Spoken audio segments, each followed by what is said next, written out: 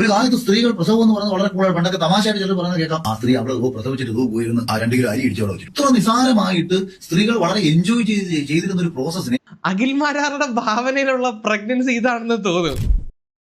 Hello guys, പുതിയൊരു വീഡിയോയിലേക്ക് എല്ലാവർക്കും സ്വാഗതം. കഴിഞ്ഞ ദിവസം നമ്മുടെ അഖിൽമാരാറിന്റെ ഒരു ഇന്റർവ്യൂ കണ്ടു ഗൈസ്. അതിനകത്ത് പുള്ളി പ്രഗ്നൻസിയെ പറ്റി പറയുന്നുണ്ട്. പലപ്പോഴും അഖിൽമാരാർ പറയുന്ന പല കാര്യങ്ങളും കേൾക്കുമ്പോൾ നമുക്ക് തോന്നും ഇദ്ദേഹം ഭയങ്കര അറിവുള്ളവനും എല്ലാത്തിനെ പറ്റി ആധികാരികമായിട്ടാണ് സംസാരിക്കുന്നത്. പക്ഷെ ചില സമയത്തൊക്കെ ഇയാളുടെ വർത്താനം കേൾക്കുമ്പോൾ നമുക്ക് തോന്നും യവൻ എന്തരാണ് ഈ പറയുന്നത്, അങ്ങനെയും തോന്നും. ശരിക്കും അണ്ണൻ ആരാണ് എനിക്ക് മനസ്സിലാവണില്ല, സീരിയസ്ലി മനസ്സിലാവുന്നില്ല. കഴിഞ്ഞ ദിവസം ഒരു ഇന്റർവ്യൂവിനകത്ത് സ്പോട്ട്ലൈറ്റ് എന്ന് പറയുന്ന ചാനലിലാണെന്ന് തോന്നുന്നു, ഇന്റർവ്യൂവിനകത്ത് വന്നിരുന്നിട്ട് പ്രഗ്നൻസിയെ പറ്റി പറയുന്നുണ്ടായിരുന്നു. സീരിയസ് ഇത് പറയുന്നത് നിങ്ങൾ കേൾക്കണം. പറയുന്നത് കേട്ട് കഴിഞ്ഞാൽ അഖിൽമാരാറുടെ ഭാവനയിലുള്ള പ്രഗ്നൻസി ഇതാണെന്ന് തോന്നും. പുറശത്ത് DJ മൈക്കൊക്കെ വെച്ച് മറ്റേ ലൈറ്റ് ഒക്കെ കെട്ടി നോക്കിയിട്ട് ചേച്ചിമാരുടെ അപ്പുറത്ത് പാത്രം കൂട്ടി പ്രസവിക്കടി ഇങ്ങനത്തെ ഒരു പ്രസവം മോഡലാണ് അഖിൽമാരാറിന്റെ സ്വപ്നത്തിൽ കാണുന്ന പ്രസവം എന്നാണ് എനിക്കത് കേട്ടപ്പോൾ ഫീൽ ചെയ്തത്. എന്താണെങ്കിലും അഖിൽമാരാർ പറഞ്ഞ ആ ഒരു സ്റ്റേറ്റ്മെന്റ് നമുക്കൊന്ന് കേൾക്കാം, എന്നിട്ട് ബാക്കി കാര്യങ്ങൾ സംസാരിക്കാം. ഒരു കാലത്ത് സ്ത്രീകൾ പ്രസവം എന്ന് പറയുന്നത് വളരെ കൂടുതൽ പണ്ടൊക്കെ തമാശയായിട്ട് ചിലർ പറയുന്നത് കേൾക്കാം. ആ സ്ത്രീ അവിടെ പ്രസവിച്ചിട്ട് പോയിരുന്നു ആ 2 കിലോ അരി ഇടിച്ചോടെ വെച്ചിട്ടുണ്ട്. എന്തൊരു അമ്മായി, പൂർണ്ണ ഗർഭിണി, നെല്ല് കുത്തിക്കൊണ്ടിരുന്ന പ്രസവവേദന വന്നത്. ആ ഒലയ്ക്ക് അങ്ങോട്ടൊന്ന് ചാരി വെച്ചിട്ട് അപ്പുറത്തെ മുറി പോയി കുഞ്ഞിനെ പെറ്റിട്ടിട്ട് ഇപ്പുറത്തേക്ക് വന്നിട്ട് അമ്മായി ഒരൊറ്റ ചോദ്യ, എന്താണ് ആ ബാക്കി നെല്ലും കൂടെ ഞാൻ. ഈ സിനിമ ഉണ്ടല്ലോ വെറുതെ അല്ല ഭാര്യ, ഇന്നത്തെ കാലത്ത് ഇറക്കാനേ പറ്റാത്ത പടമാണ് അത്. അന്നത്തെ കാലത്തെ ആരാണ്ടൊക്കെ എഴുതി വിട്ടതിന്റെ പേരിൽ അത് വിജയിച്ചു പോയി. പുള്ളിയുടെ മൈൻഡ് സെറ്റ് കറക്റ്റ് അതിനകത്ത് ഈ ജയറാമിന്റെ മൈൻഡ് സെറ്റ് ആണ്. ഇന്നത്തെ കാലത്ത് ആ ഒരു വ്യക്തി ഒരു സ്ത്രീയുടെ ഭർത്താവായിട്ട് പോലും നമുക്ക് കൺസിഡർ ചെയ്യാൻ പോലും പറ്റത്തില്ല. അത്രയും ഒരു എന്താ പറയുക, കൊല പുരുഷനോ കൊല ഇല്ലാത്ത പുരുഷനെന്നൊക്കെ പറയാൻ പറ്റുന്ന ഒരു ക്യാരക്ടറാണ് അതിനകത്ത് ജയറാം കാണിച്ചിരിക്കുന്നത്.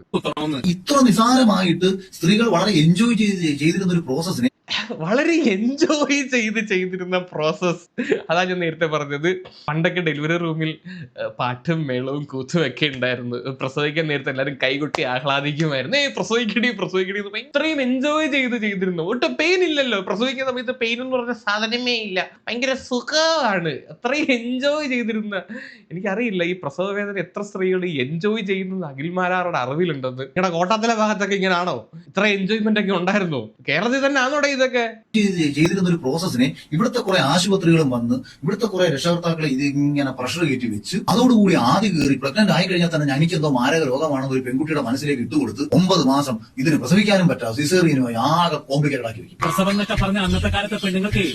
അപ്പം ഇതാണ് അഖിൽമാരാറുടെ സ്റ്റേറ്റ്മെന്റ്. ഇത് പുള്ളി ജനറലൈസ് ചെയ്ത് പറയുന്നതാണ്. ജനറലൈസ് ചെയ്ത് പറഞ്ഞില്ലായിരുന്നെങ്കിൽ കുഴപ്പമുണ്ടായിരുന്നില്ല. പുള്ളി പറയുന്നത് പ്രസവം പണ്ട് ഭയങ്കര എളുപ്പമായിരുന്നു എന്ന് പറഞ്ഞു കഴിഞ്ഞാൽ പൂ പറിക്കുന്ന ലാഘവത്തോടു കൂടി അങ്ങോട്ട് പോയിട്ട് സിമ്പിളായിട്ട് പൂ പറിച്ചിട്ട് തിരിച്ചു വരുന്ന പോലെ വളരെ എൻജോയ് ചെയ്തിരുന്ന ഒരു സാധനം. ഇന്നത്തെ കാലത്ത് നമ്മുടെ ഹെൽത്ത് കെയർ സിസ്റ്റം ഒക്കെ ഭയങ്കരമായിട്ട് ഡെവലപ്പ് ആയതിന്റെ പേരിൽ ഇതിപ്പം ഭയങ്കര കോംപ്ലിക്കേറ്റഡ് ആണ്. അന്നത്തെ കാലത്ത് അത്രയും ഡെവലപ്ഡ് ആയിരുന്നില്ല, അന്നത്ര കോംപ്ലിക്കേഷൻ ഇല്ല. ഇന്നത്തെ കാലത്ത് നമ്മുടെ ഹെൽത്ത് കെയർ ഒക്കെ ഡെവലപ്ഡ് ആയതിന്റെ പേരിൽ കോംപ്ലിക്കേറ്റഡ് ആണെന്നുള്ള രീതിയിലാണ് പറയുന്നത്.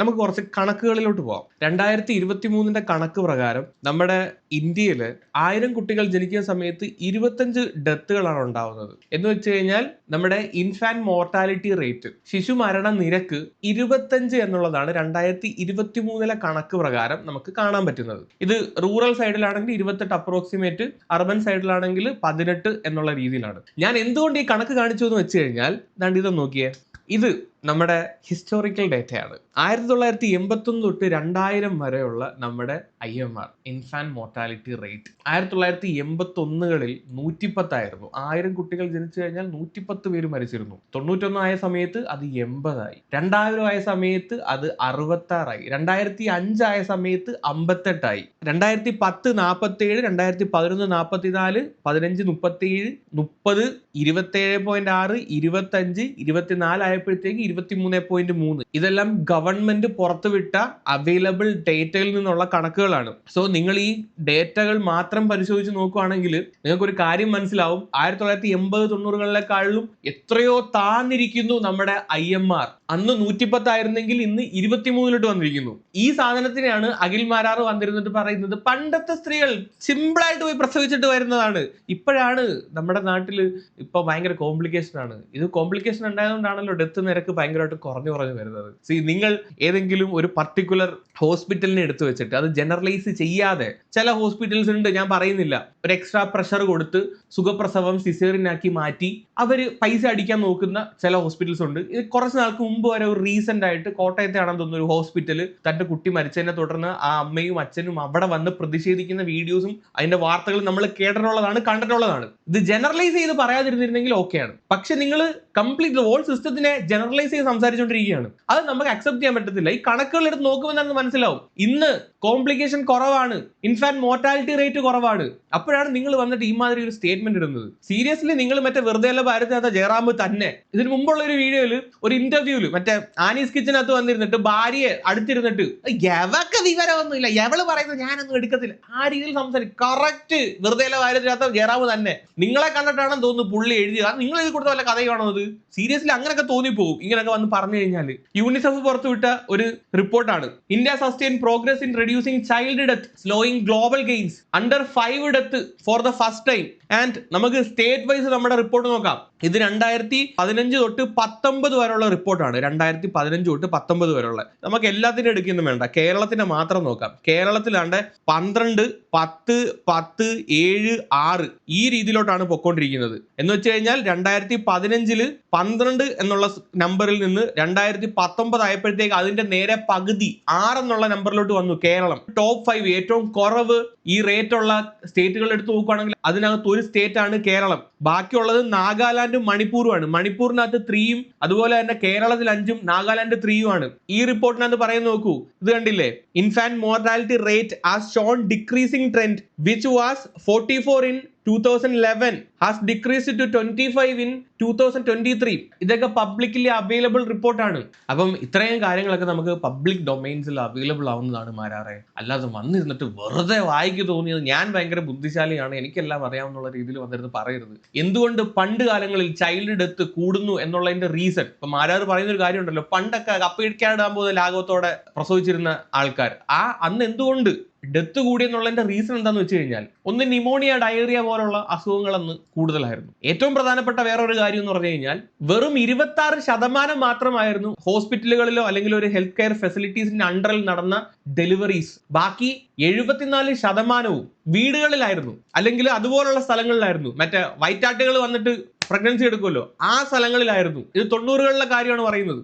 അങ്ങനെ ചെയ്യുന്ന സമയത്ത് ഈ കുട്ടികൾക്ക് ഇൻഫെക്ഷൻ ഉണ്ടാവാനുള്ള സാധ്യത കൂടുതലാണ്. ഓക്സിജൻ കിട്ടാതെ മരിക്കുന്ന കുട്ടികളുടെ എണ്ണം കൂടുതലാണ്. ഇതുകൂടാതെ അന്നത്തെ കാലത്ത് ഒരു പ്രോപ്പറായിട്ട് പ്രഗ്നൻസി പരിചരണം ഉണ്ടായിരുന്നില്ല. ന്യൂട്രീഷന്റെ അഭാവം കാരണം ഉണ്ടാവുന്ന കുട്ടികളെല്ലാം അണ്ടർ വെയിറ്റ് ആയിരുന്നു. ആളുകൾക്ക് അത്രയും ബോധം ഉണ്ടായിരുന്നില്ല, മരാരെ പോലായിരുന്നു. ഇങ്ങനെയുള്ള കുറെ റീസൺസ് കാരണമാണ് അന്നത്തെ ഈ ഡെത്ത് ഇൻക്രീസ് ആയത്. ഇതിനുശേഷം ഗവൺമെന്റ് തന്നെ ഇത് കുറയ്ക്കാൻ വേണ്ടിയിട്ട് കുറെ സ്കീമുകളും കാര്യങ്ങളും ഒക്കെ ചെയ്തിട്ടുണ്ടായിരുന്നു. 2005 ഒരു റൂറൽ നാഷണൽ ഹെൽത്ത് മിഷൻ കൊണ്ടുവന്നു. അതിനുശേഷം ക്യാഷ് ഇൻസെന്റീവ് സ്കീംസ് കൊണ്ടുവന്നു. ജനനി സുരക്ഷാ യോജന കേട്ടിട്ടുണ്ടാവും, ഹോസ്പിറ്റലിൽ പ്രസവിക്കുന്ന സ്ത്രീകൾക്ക് പൈസ കൊടുക്കുന്ന പരിപാടി. ഈ പൈസ കിട്ടുന്ന സ്കീം കൂടെ കൊണ്ടുവന്നത് കാരണം 90% ഇൻക്രീസ് ആണ് 2019 ആയപ്പോഴത്തേക്ക് ഈ ഒരു സ്കീം കാരണം ഉണ്ടായത്. അപ്പൊ ഇതിനെയൊക്കെ പറ്റിയാണ് അഖിൽ മാരാറ് ഭയങ്കര ലാഘവത്തോടെ വന്നിരുന്ന് സംസാരിക്കുന്നത്. കേരളത്തിലെ സ്ത്രീകൾ എല്ലാവരും ഹോസ്പിറ്റലിൽ പോയിട്ടാണ് പ്രസവിക്കുന്നത് ഞാൻ പറയത്തില്ല.